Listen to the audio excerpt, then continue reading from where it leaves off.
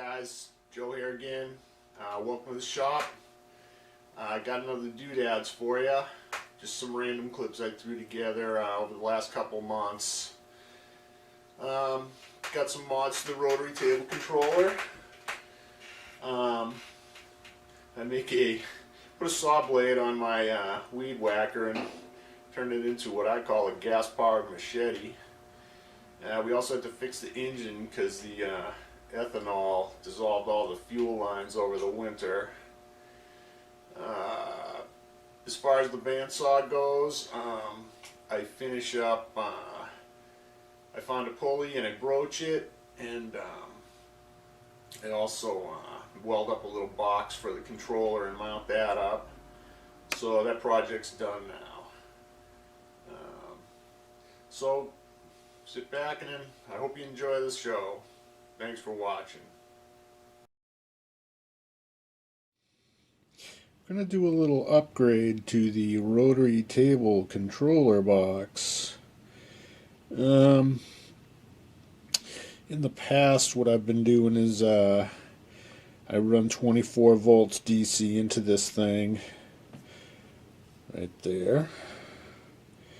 And inside of here there's some DC to DC converters that jack it down to, I think it's 12 volts for the Arduino and the D-spin controller board, and I use the 24 volts as the rail voltage for the stepper motor. But I want to change that because I want to get a little more speed out of the stepper. So I have my old power supply here, and that's a 24 volt, and then I have a new one which is a 36 volt. So I'm going to wire this thing in, and I also have where did I put it?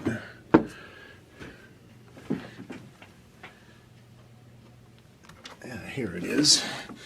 This is a little DC to DC buck converter board that will take this 36 volts and buck it down to 12 so I can power up the D-spin board and the Arduino. So we're going to show you what's inside of this box and change some stuff out.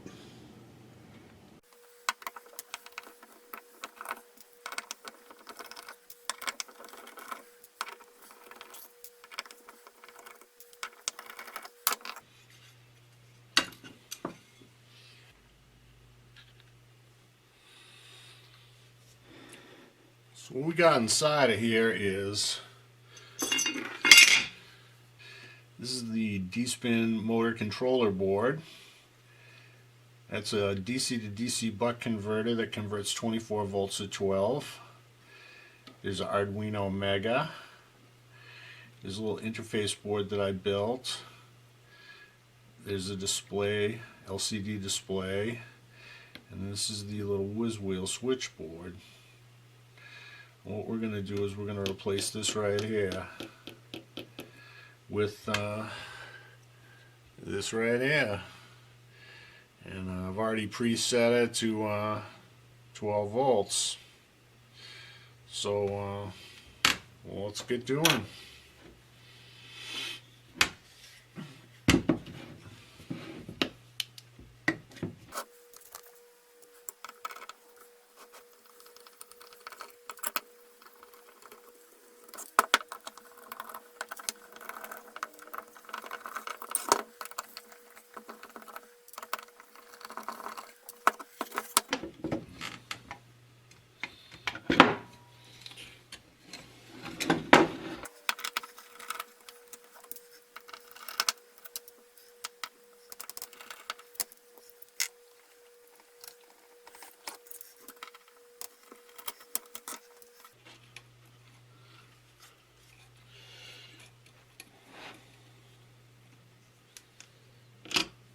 We'll just put it right there.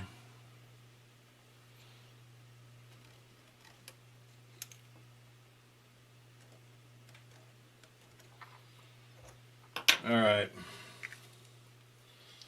We'll be back in a few minutes.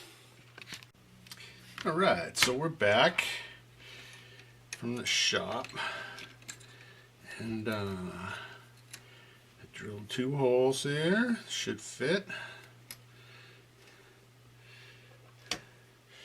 Well, let's see, in, and where do I want in? I guess I want in at the top. Will this reach? Yeah, in at the top.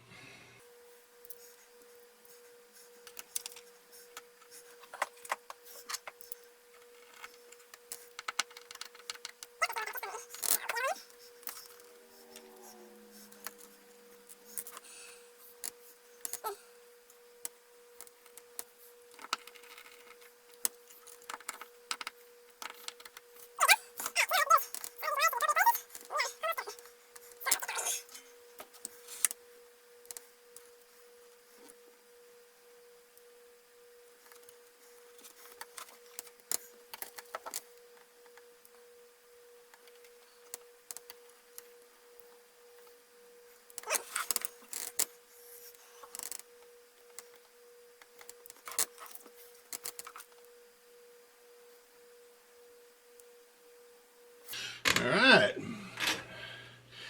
so we are done inside of this box,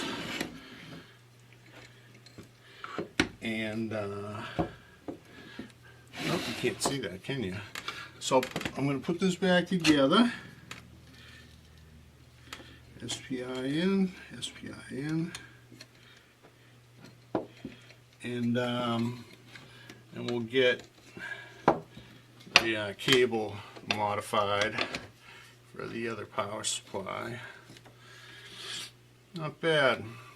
Pretty easy mod. And what this is going to do is give me more speed on the fast traverses, because obviously I'm going to change the software too, and it's going to give me more holding power on the stepper. So there you go. We'll do the cable, and then I guess we'll take it out to the shop and test it out. Oh, it's so much happier with the higher rail voltage.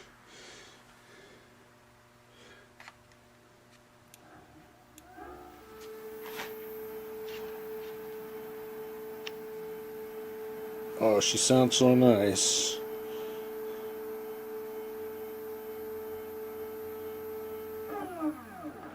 You can hear the decel there. This is the slowest speed right here.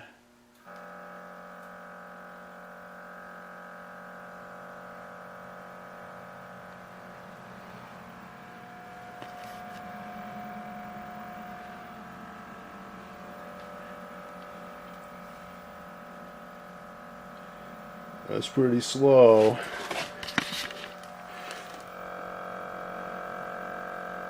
I think that's about 1 degree per second.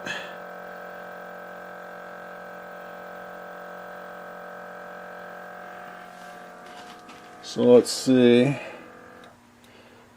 Let's turn it up to 15.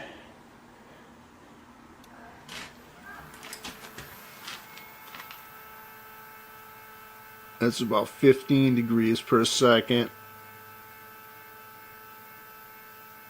Cool. Alright. This is a success.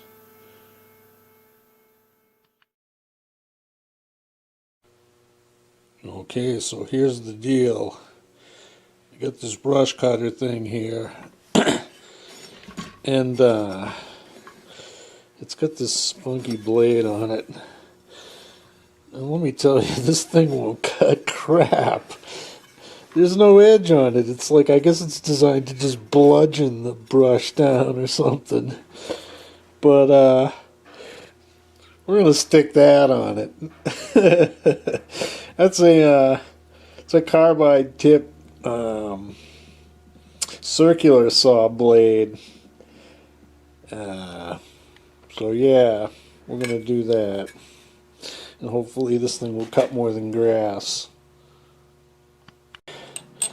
And I think I got it to the point where it's pretty well centered, but one of the things I'm finding here is that these teeth aren't all exactly the same height around this thing, which is what I'm using to measure this. But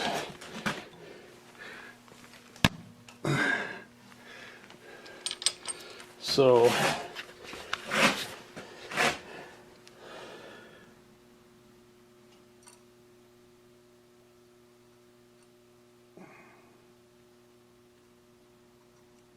they're pretty close. They're a couple thou off from each other. That one's a little high, see? Alright, I got a 1-inch drill bit in there and I get to set to 200. I did drill 13/16 in here just to see how it would cut, and it's pretty tough steel, but I think we ought to make it through.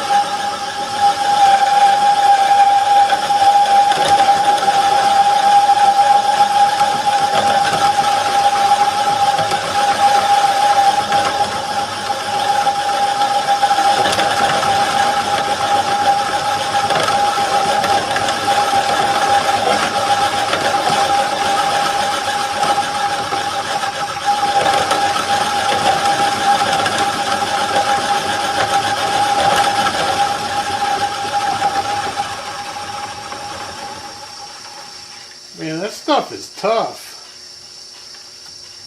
Alright, I just give it a quick little deburr and we'll throw it on the trimmer and see what happens. Okay, we got our little victim here. Oop.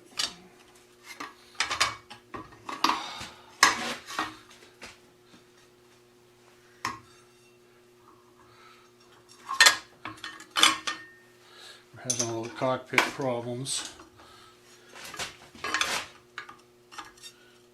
Oh, how about that? 1 inch. Oh, there it goes. Boy, it's a tight fit. I think this is going to be friggin' deadly.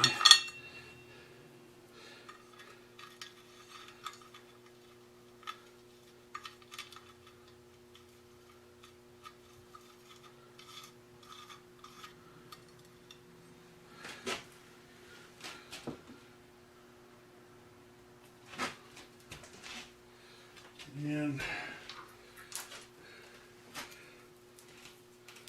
got a little 13mm socket.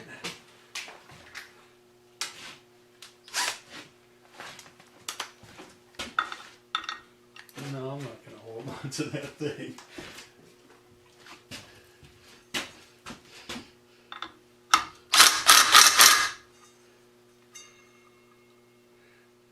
Man, if that doesn't cut down some brush, I don't know what will.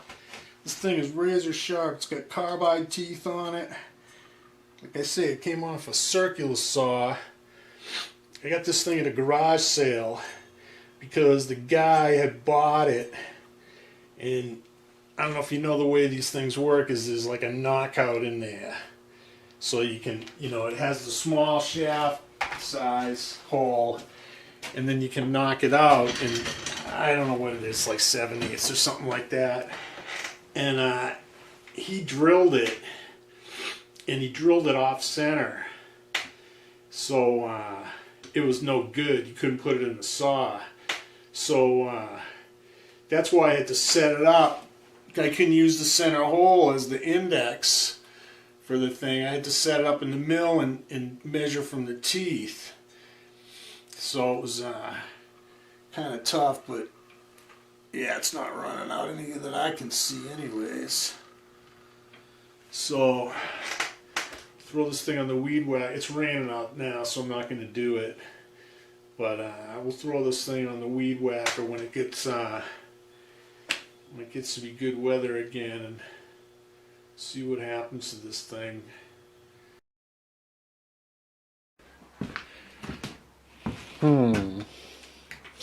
You know, I put the big saw blade on this thing, and I went to start it, and our fuel lines had dissolved. Yeah, I gotta do this like once a year to this thing. I don't know what's going on, but got myself one of these kits again, and cleaned out all the crap, all the little pieces of hose and stuff that were in this thing. So we're going to install the whole mess back together again. Hopefully get it running. Alright, so as you can probably tell by the giant hole in this thing, I've taken the choke plate off, the carb. There's the crankshaft, and anyways. So you can buy these kits because they know that the fuel thing is going to crap out. So they make them for all sorts of these things. I'm pretty sure it's one size fits all. What you get in this thing is the main fuel line, over there, and you get this new primer bulb. I don't even know if I'm going to replace mine because mine's not too bad, so we'll have to think about that. They give you this stupid installation tool, which really is kind of useless, and they give you this, what they call a return line. So once you get all the crap cleaned out, there's two holes in the tank, one right there and one right there. This is the fuel outlet, and that's where this thing goes. So, you know, the idea is that you know, this filter here sits inside of the tank. So you thread this baby through there. And this is primarily what that installation tool is for, but at least on this tank we don't seem to need it. So I've already got it right there. And just going to try to grab it with a pair of pliers or something.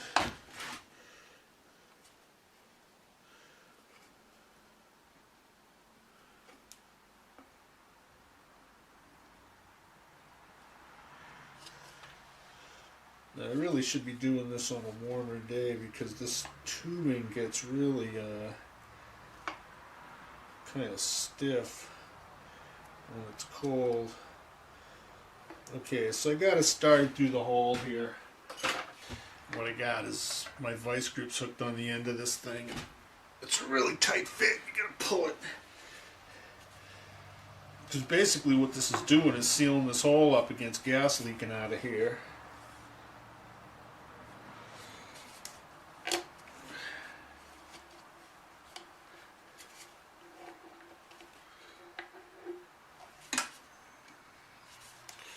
Alright, it's in there.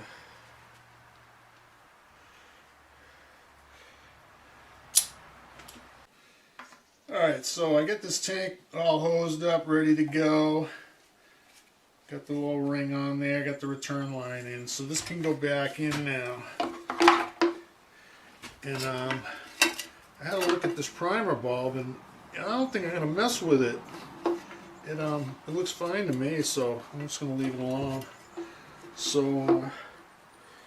let's put this thing together.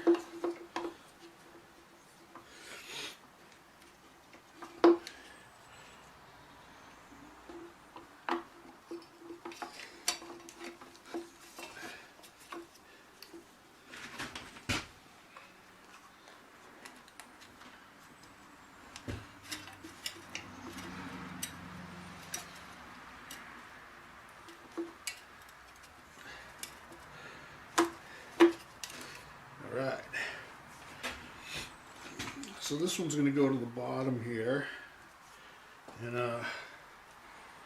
this one goes to the primer bulb.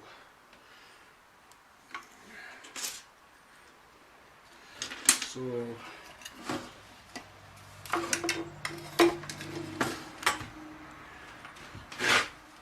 yeah, you can still see that. Alright, so I'm just going to leave a nice little loop here. And then I'm going to cut this off.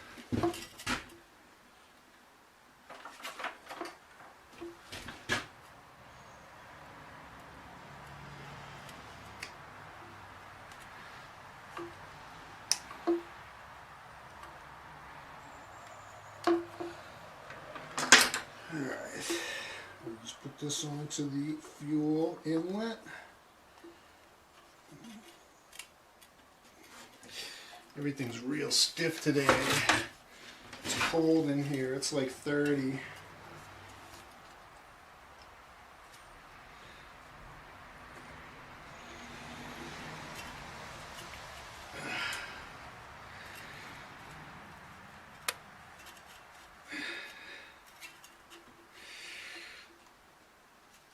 I guess that's probably good enough.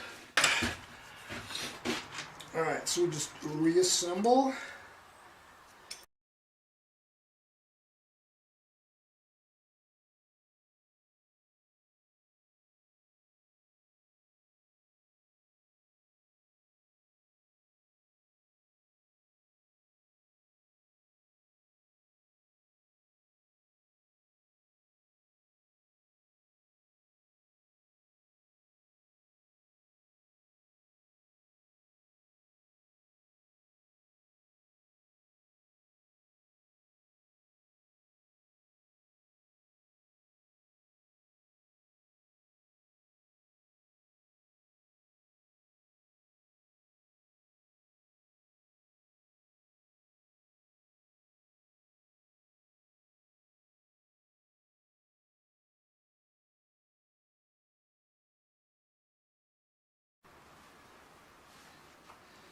Alright, let's see if this thing goes.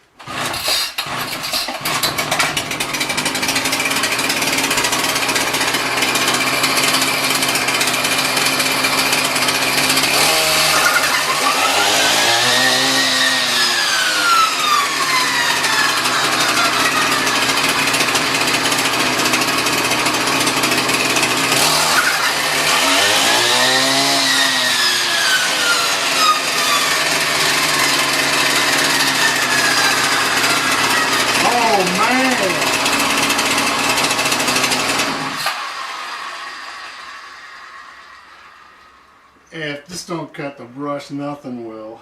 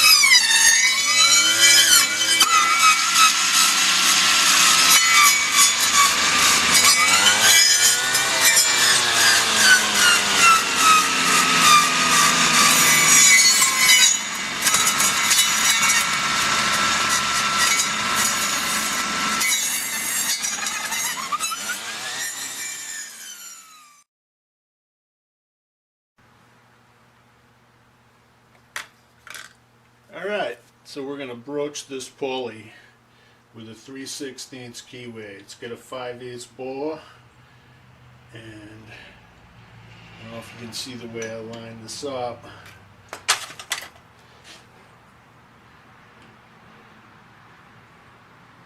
There's like a little boss, raised boss here. That's right in line with the set screw. So I just lined it up by eye. It's close enough. And since it's aluminum, we'll be using this.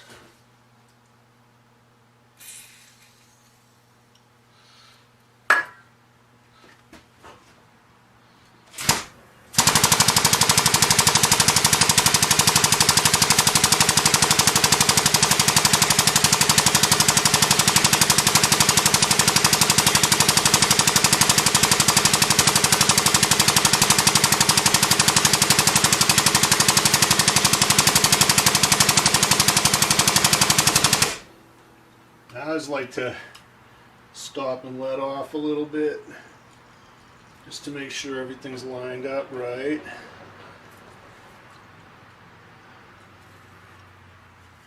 We want to bust one of these broaches off.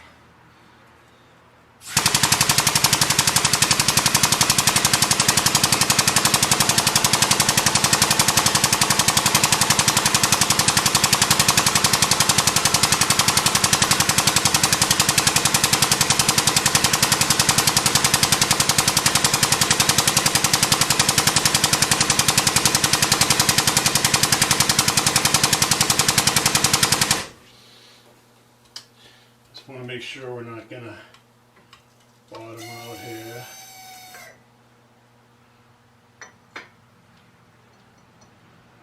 Yeah, we ought to be okay.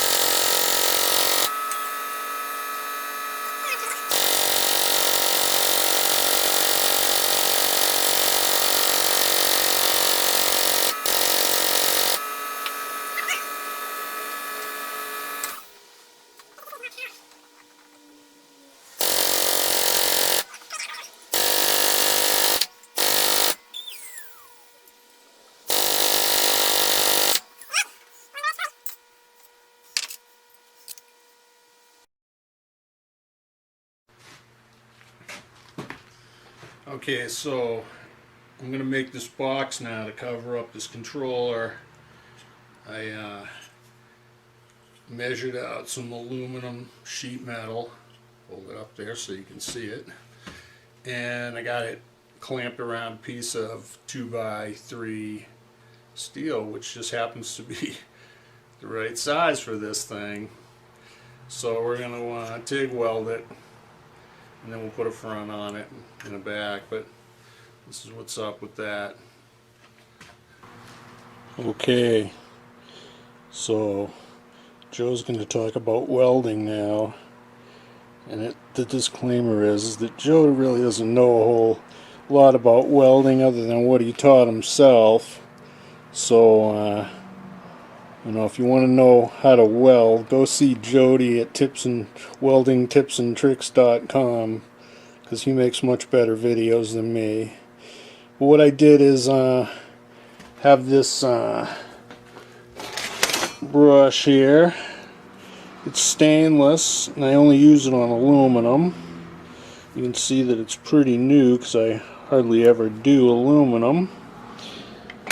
And I've cleaned all the joints as good as I can. Now, I will probably scrub this with acetone just before I start doing it to get my fingerprints off of there. I got one of these fancy tungsten. It's lanthanated, zirconated. It's not thoriated though. I think they call it like super electrodes or something similar. And then we got the welder, and it's set on AC. It's going to be about 70 amps, and we're going to be jacking in some argon here. And yep, I'm not going to probably film this or record this because all you're probably going to see is a big white arc. So I'll show it to you after I'm done.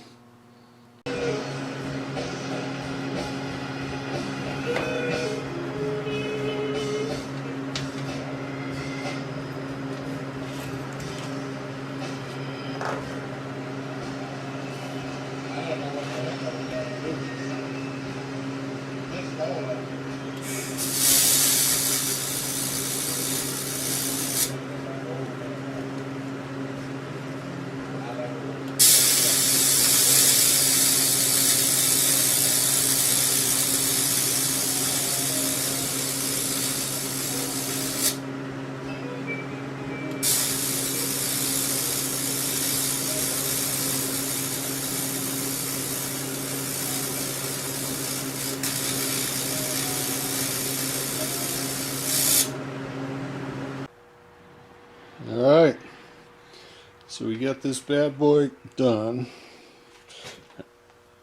I welded up this box.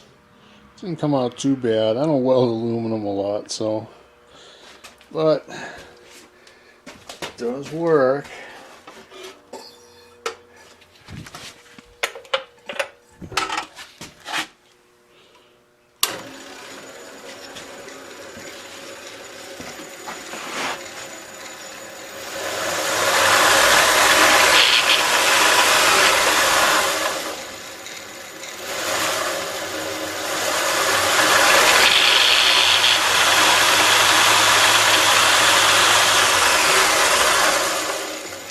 Alright, so I think that's pretty chip proof. Time will tell.